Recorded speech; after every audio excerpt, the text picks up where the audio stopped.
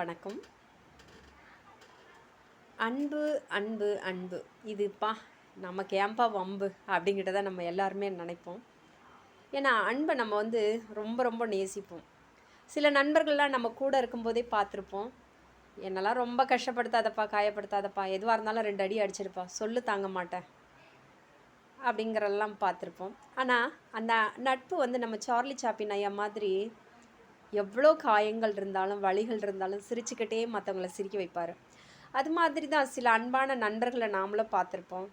என்னை ரொம்ப காயப்படுத்தாதீங்க, கஷ்டப்படுத்தாதீங்க, எனக்கு ஆறுதல் சொல்ல யாரும் கிடையாது, தோள் சாயறதுக்கு இடமும் கிடையாது, தாய்மடியும் இல்லை, நானாக தான் முட்டி மோதி வந்துக்கிட்டு இருக்கேன், என்னை மீண்டும் மீண்டும் புரட்டி எடுக்காதீங்க அப்படின்னு சொல்லுவாங்க. அந்த அன்பு உண்மையாலுமே ரொம்ப ரொம்ப உள்ளத்தில் ரொம்ப தெளிவாக இருக்கும்.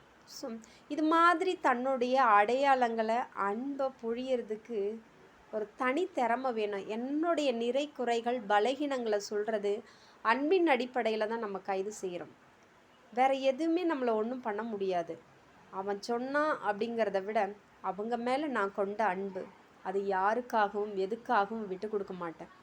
அந்த அன்பில் ஒரு சிறு தோய்வு கூட இல்லாமல் இருக்கிறதுக்காக தான் என்னை ரொம்ப காயப்படுத்தாதீங்க, கஷ்டப்படுத்தாதீங்க அப்படிங்கிற அந்த உள்ளத்து உணர்வுகளை, அந்த வலியும் வேதனையும் ரொம்ப அழகாக சில நண்பர்கள் சொல்லுவாங்க. நன்றி, வணக்கம்.